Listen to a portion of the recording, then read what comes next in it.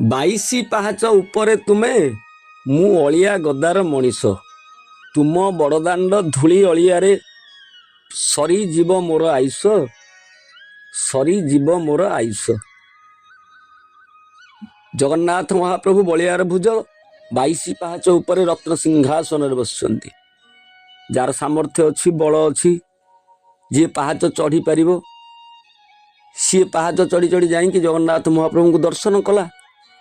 ଯିଏ ପାହାଚ ନ ଚଢ଼ି ପାରିବ, ଯାହାର ସାମର୍ଥ୍ୟ ନାହିଁ, ବଳ ନାହିଁ, ପାଦରେ ଶକ୍ତି ନାହିଁ, ସିଏ ସିଂହ ଦ୍ୱାରରେ ଠିଆ ହେଇକି ପ୍ରାର୍ଥନା କରୁଛି, ହେ ପ୍ରଭୁ, ଖାଲି କ'ଣ ଏ ସିଡ଼ିରେ ଚଢ଼ିକି ଉପରକୁ ଯାଆନ୍ତି, ଏ ପାହାଚରେ ଚଢ଼ିକି ଉପରକୁ ଯାଆନ୍ତି, କ'ଣ କେହି ତଳକୁ ଓହ୍ଲେଇ ଆସନ୍ତି ନାହିଁ?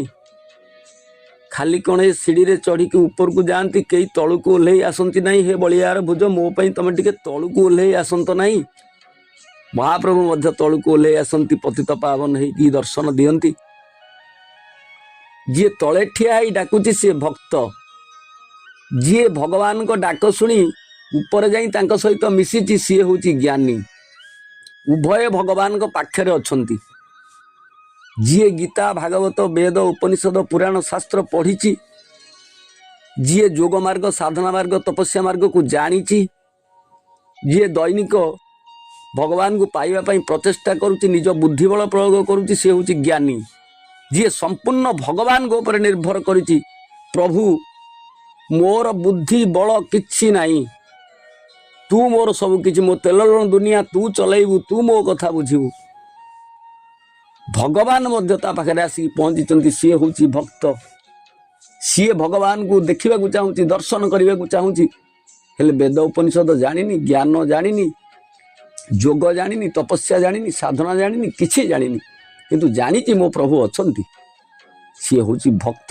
ସାଙ୍ଗ ନିତ୍ୟାଭିୟୁକ୍ତାନାଂ ଯୋଗକ୍ଷମ ମହାବୟମ, ଯୋଉ କଥା ଶ୍ରୀମଦ୍ ଭଗବତୀ ଗୀତାରେ କହିଛନ୍ତି ଯେ ଯିଏ ଅନନ୍ୟ ଚିନ୍ତୟନ୍ତ ମାଗ୍ ଯେ ଜନା ପରିପାସତେ, ଯିଏ ଅନନ୍ୟ ଭାବରେ ତାଙ୍କର ଚିନ୍ତା କରେ, ପ୍ରଭୁ ଦୟା କରିକି କରୁଣା କରିକି ତା ଯୋଗକ୍ଷମ ବହନ କରନ୍ତି, ତାହାର ରକ୍ଷଣର ଭାର ସ୍କନ୍ଦେ ମୁଁ ବହେ ନିରନ୍ତର। ଯିଏ ଜ୍ଞାନୀ, ସିଏ ପାହାଚ ଚଢ଼ି ଚଢ଼ି ଉପରକୁ ଯାଇକି ଦେଖେ ଓମ୍ ବ୍ରହ୍ମାସ୍ମି ସର୍ବତ୍ର ବ୍ରହ୍ମମୟ, ବ୍ରହ୍ମମୟ ଜଗତ ସର୍ବ ସର୍ବଦଂ ଖଲିଦଂ ବ୍ରହ୍ମ। ଜ୍ଞାନୀ ଦେଖେ ପ୍ରଭୁ ମୁଁ ଅଛି ତୁ ନାହୁଁ, ଭକ୍ତ ଦେଖେ ପ୍ରଭୁ ତୁ ଅଛୁ ମୁଁ ନାହିଁ। ବ୍ୟକ୍ତି ଯେତେବେଳେ ନିଜ ବୁଦ୍ଧିରେ, ନିଜ ବଳରେ, ନିଜ ଜ୍ଞାନରେ, ନିଜ ସାଧନା ତପସ୍ୟାରେ ଈଶ୍ୱରଙ୍କ ପାଖରେ ପହଞ୍ଚିବାକୁ ଚେଷ୍ଟା କରେ, ପହଞ୍ଚିଯାଏ, ସିଏ ହେଉଛି ଜ୍ଞାନୀ। ଯେତେବେଳେ ଭଗବାନ ବ୍ୟକ୍ତି ପାଖରେ ପହଞ୍ଚି ଯାଆନ୍ତି, ଭକ୍ତର ଅସହାୟ ପଣିଆ, କରୁଣ ପଣିଆକୁ କରୁଣା କର ଦୟା କରିକି ଭକ୍ତ ପାଖରେ ଆସିକି ପହଞ୍ଚି ଯାଆନ୍ତି, ତାହା ହେଉଛି ଭକ୍ତି। ସେ ପତିତ ପାବନ ହେଇପାରନ୍ତି, ସେ ରତ୍ନ ସିଂହାସନରେ ବିରାଜିତ ଦାରୁ ବ୍ରହ୍ମ ବଳିଆର ଭୁଜ ଜଗନ୍ନାଥ ହେଇକି ବସିଥିବା ଭଗବାନ, ସିଏ ମଧ୍ୟ ପତିତାନାଂ ପାବନ ତ୍ୱମେବ ପାପହାରକ, ସିଏ ପତିତ ପାବନ ହେଇକି ସିଏ ମଧ୍ୟ ଆସି ସିଂହ ଦ୍ୱାରରେ ବସିପାରନ୍ତି। ଜ୍ଞାନୀ ହେଉଛି ମାଙ୍କଡ଼ ଛୁଆ, ସିଏ କୁଣ୍ଢେଇକି ଧରିଥିବ ମାଙ୍କଡ଼କୁ, ସିଏ ନିଜ ବୁଦ୍ଧି, ନିଜର ବଳ, ନିଜର ଶକ୍ତିକି ପ୍ରୟୋଗ କରିକି ମା ମାଙ୍କଡ଼କୁ ଧରିଥିବ। ମା ମାଙ୍କଡ଼ ଏ ଡାଳରୁ ସେ ଡାଳ, ସେ ଡାଳରୁ ଏ ଡାଳ ଯାଉଥିବ। ନାମ ରୂପର ପାହାଚକୁ ଅତିକ୍ରମ କରିକି ପାହାଚ ଚଢ଼ିଲା ବେଳେ ଜ୍ଞାନୀ ଜାଣିଛି ଏ ବିପଦ ଆପଦ, ଇଏ ଡାଳ ହଲିବା, ଗଛ ହଲିବା, କେତେବେଳେ ଶ୍ୱାନ ଶୃଗାଳ ଗୋଡ଼େଇବା, ଏସବୁ କିଛି ଅସୁବିଧା ହେବ ନାହିଁ, ମୁଁ ଯାଇକି ମୁଖ୍ୟ ମାର୍ଗରେ ପହଞ୍ଚିବି। ସିଏ ନିଜର ବୁଦ୍ଧିବଳ ପ୍ରୟୋଗ କରିକି ସିଏ କୁଣ୍ଢେଇକି ଭଗବାନଙ୍କୁ ଧରିଥାଏ, ମାଆକୁ ଧରିଥାଏ।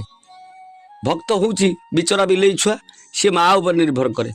ମା ଯୋଉ ଦାନ୍ତରେ, ବିଲେଇ ଯୋଉ ଦାନ୍ତରେ ମୂଷାକୁ ମାରେ, ମୂଷାକୁ ଖାଏ, ଠିକ୍ ସେଇ ଦାନ୍ତରେ ତା ଛୁଆକୁ ଧରିକି ଏ ଘର ସେ ଘର, ଏ ଘର ସେ ଘର ହେଇକି ତାକୁ ସୁରକ୍ଷା ଦିଏ, ତାକୁ ବଞ୍ଚେଇକି ରଖେ।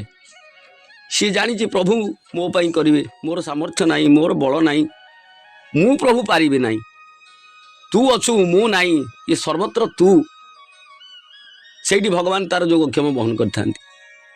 ଯିଏ ଇମୋସନ୍, ଯାହାର ହୃଦୟ ପ୍ରଧାନ, ଯିଏ ଆବେଗକୁ ନେଇକି ବଞ୍ଚିଛି, ଫିଲିଙ୍ଗସକୁ ନେଇକି ବଞ୍ଚିଛି, ଯିଏ ସେନ୍ସିଟିଭ୍, ସିଏ ଭକ୍ତିକି ଭଲ ପାଇବ, ସେ ବିଶ୍ୱାସକୁ ଭଲ ପାଇବ, ସିଏ ଆଗେ ମାନି ନେବ, ଜାଣିବା ତା ପାଇଁ ଏତେ ଇମ୍ପୋର୍ଟାନ୍ସ ନୁହଁ।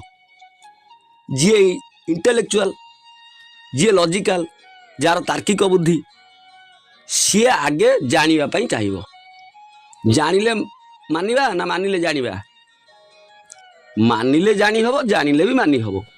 ମା କହିଦେଇଥିଲେ ଇଏ ମୋ ବାପା, କେବେ ବି ଶୟନେ ସପନେ ଜାଗରଣେ ଆଉ ଜଣକୁ ବାପା ବୋଲି ଡାକିବା ବା ଭାବିବା, ବିଶ୍ୱାସ ଆମର ହଉନି। କାହିଁକି ହଉନି? ये माँ कथा पर जो प्रगाढ़ विश्वास स्ट्रंग कन्विक्शन दृढ़ आत्मप्रत आमर शैशवरू अच्छी ये मो बापा माँ चिन्ह देता ये मो बापा आगे मानी ना आगे जानी बापा ऑपरेशन करते विचार करते किसी इनफर्मेशन आम पाखे मिलता आम कौन जुगाड़ करते ये बापा कि नुहे मानिले तापर आम जानिले ये आम बापा जानिले मानिबा मानिले जानिबा भक्ति हो गले ज्ञान हम ज्ञान हो गले भक्ति हम आ सबुठारु इम्पोर्टान्स कथा होची बुद्धि द्वारा भगवान को जानी हो नहीं यही कथा जी जानीगला सी हूँ पृथ्वीर सर्वश्रेष्ठ विद्वान।